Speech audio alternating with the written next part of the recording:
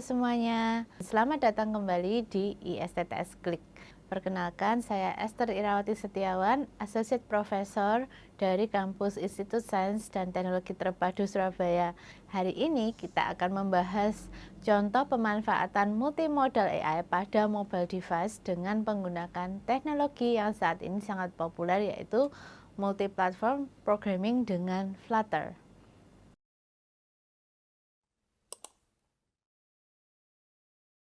Jadi, pada kasus kali ini kita akan mengembangkan sebuah multimodal AI chatbot yang bisa membantu kita untuk mengembangkan chatbot dengan mudah, dan juga dengan chatbot ini dia juga bisa menangani multimodality, yaitu mengolah gambar dan teks secara bersamaan. Kali ini demo kita akan menggunakan Gemini karena masih ada akses yang kita bisa gunakan, atau kalau pengen tahu lebih lanjut tentang penggunaan aksesnya bisa kontak di link ini.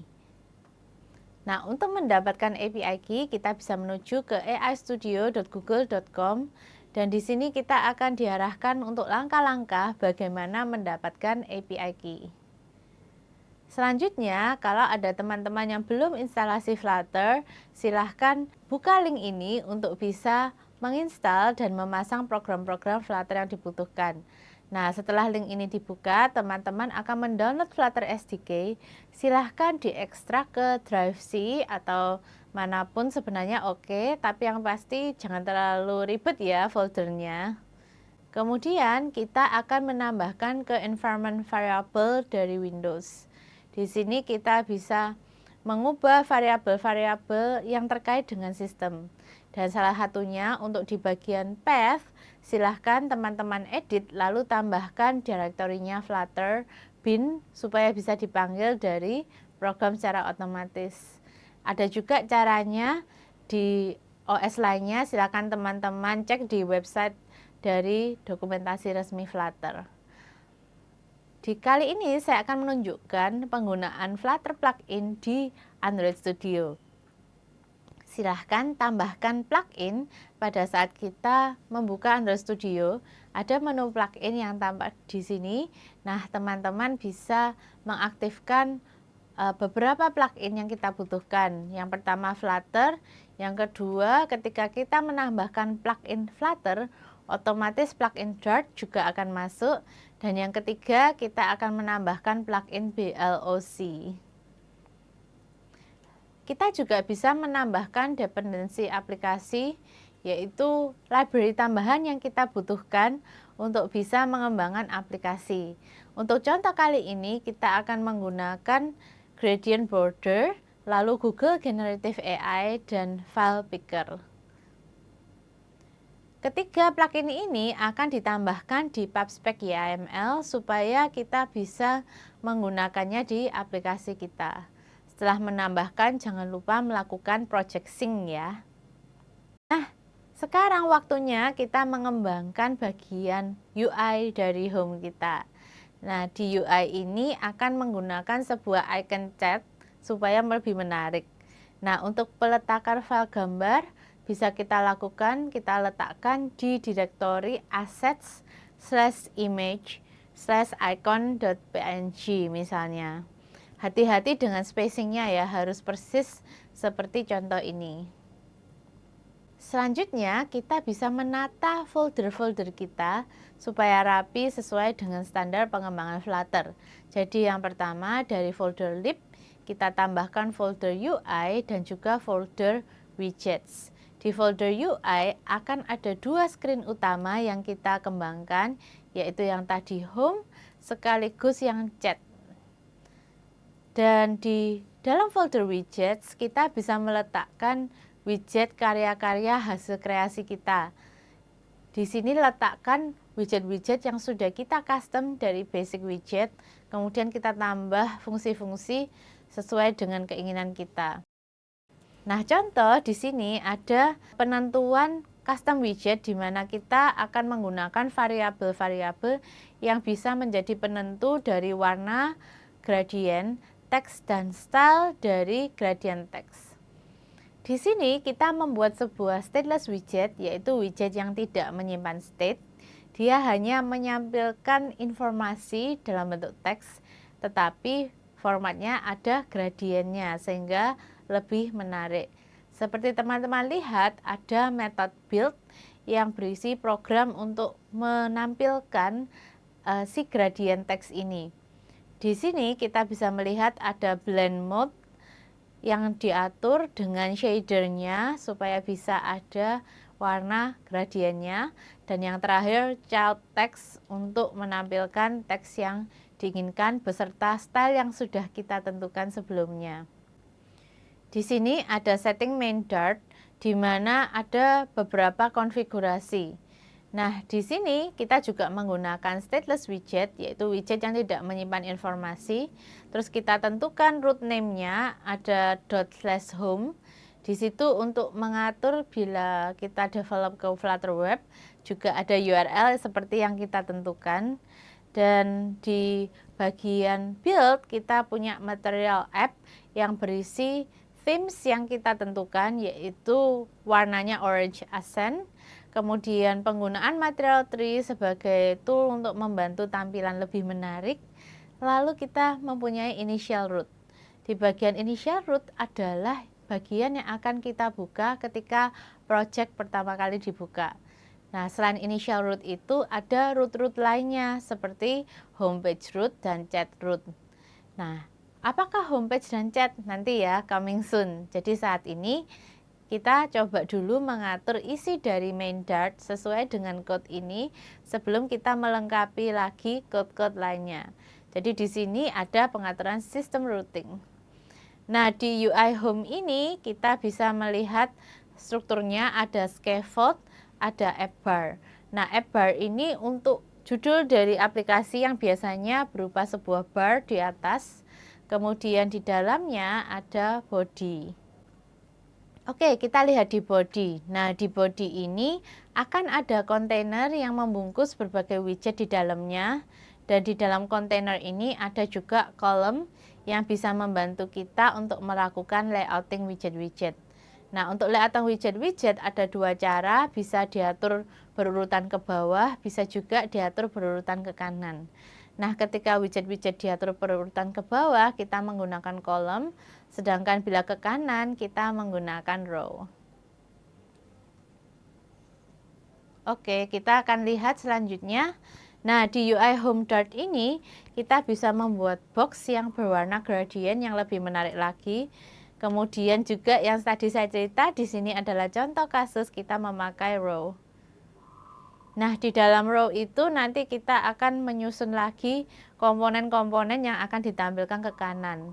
Tetapi sebelum itu kita bikin dulu dari children row ada sebuah kolom yang berisi teks untuk menuliskan teks. Nah, teks yang dituliskan adalah "Hi, you can ask me anything", seperti itu ya. Nah, ini selanjutnya tampilan dari UI Home Dart. Di UI Home Dart ini kita bisa menampilkan tombol untuk pergi ke halaman chat. Nah, kita bisa mengganti halaman saat button diklik. Jadi misalkan nih, kita ingin pergi ke halaman chat setelah text button diklik. Kemudian ada juga background color dan foreground color yang bisa kita atur sesuai dengan kebutuhan. Nah, di bagian bawah ada pemberian warna, styling, dan gradient baik pada tombol maupun pada teks yang akan kita gunakan. Nah, setelah kita keluar dari kolom, kita tambahkan lagi row. Row ini untuk menunjukkan icon chat yang sudah didaftarkan tadi di PubSpec YAML. Di sini kita menampilkan sebuah decoration image dengan aset image yang sudah ada, yaitu si icon ini. Nah, begitu tampilan UI Home ya, bisa teman-teman lihat. Nah, selanjutnya ada Chat Dart. Nah, di Chat Dart ini kita akan mulai menampilkan box untuk bertanya sesuatu. Nah, root name-nya adalah /chat dan di bawahnya ada create state. Nah, untuk Chat.Dart kita bisa menginisialisasi beberapa hal yang penting ya. Jadi yang pertama adalah underscore model, berisi model teks Gemini, kemudian underscore vision model, berisi model image Gemini, Kemudian ada underscore chat untuk menyimpan session chat yang akan kita gunakan. Jangan lupa override init state. Jadi di dalam sebuah state kita bisa klik kanan generate override, kemudian muncullah metode init state yang bisa kita isi dengan deklarasi model-model yang akan kita gunakan. Dan jangan lupa mengganti your API key dengan API key yang kalian punyai. Nah, pada bagian body buatlah stack yang memiliki children container dengan child list view builder. List view builder ini menampilkan sebuah chat bubble yang kita bisa lihat di sini ya. Jadi ada physics juga sedikit di sini berupa bouncing scroll physics. Nah, pada item builder, return container dapat menampilkan history chat seperti yang tampak di sini.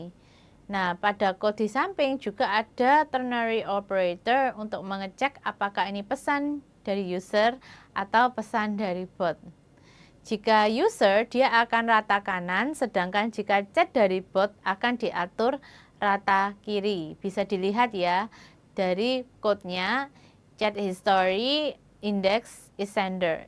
Jika yes, maka alignment-nya left. Jika tidak, maka dibiarkan saja karena sudah sesuai dengan default, yaitu alignment right. Selanjutnya, tambahkan children pada stack berupa align untuk membuat input text dan button.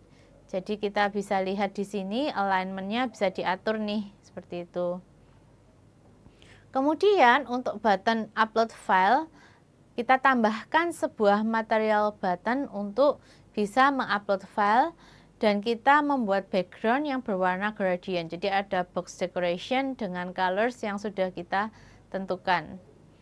Nah, pada child dari ink, kita buat code seperti di samping ini ya, untuk menambahkan sebuah icon button. Oke, sekarang waktunya text field. Jadi dengan text field, kita bisa meminta inputan user untuk diketikkan ke chat. Nah, pada children dari row kita bisa menambahkan expanded dan container dengan box decoration untuk penempatan input text. Nah, untuk input seperti penggunaan text field kita harus menggunakan chat controller untuk mendapatkan value dari text field.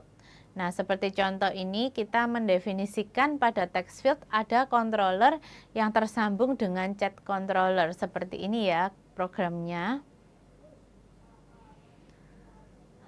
Lalu kita bisa membuat button lagi dengan gradient dan icon send. Jadi ini untuk mengirimkan chat ke pengguna. Nah, di sini tambahkan size box pada children, align serta material button untuk tombol send. Jadilah UI dari aplikasi chat kita. Jangan lupa kalau ada yang belum jadi atau belum selesai bisa kembali ke tadi ya, mungkin ada program terlupakan karena dalam pembangunan UI seperti ini kita harus memastikan semua widget sudah terpasang dengan baik. Nah, sekarang waktunya kita upload image. Jadi untuk melakukan upload image, mari kita isi on press pada button upload image.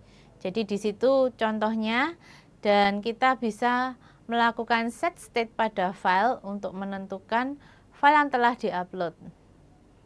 Sementara program kita itu melakukan upload file pada local storage dari device. Kedepannya kita juga bisa belajar bersama bagaimana upload file ke Firebase. Selanjutnya ini adalah fungsionalitas dari chat. Jadi pada on klik tombol send, berikan set state untuk menambah isi dari chat history supaya history chatnya itu bisa tampil nih teman-teman. Jadi ada chat history.add time, message is sender, dan image. Chat history ini supaya kita tahu sejarahnya chatnya sebelumnya seperti apa ya. Terus supaya chatbot bisa membalas chat kita harus menambahkan asynchronous function untuk memanggil respons dari Gemini. Jadi pertama kita lempar ke mode Gemini Pro, kemudian kita juga bisa menentukan kalau memang tidak ada gambarnya cukup Gemini Pro, kalau ada gambarnya kita lempar ke Gemini Pro Vision. Lalu kita juga tambahkan response bot ke history. Oke, seperti ini ya teman-teman. Nantikan selanjutnya tutorialnya setelah video ini.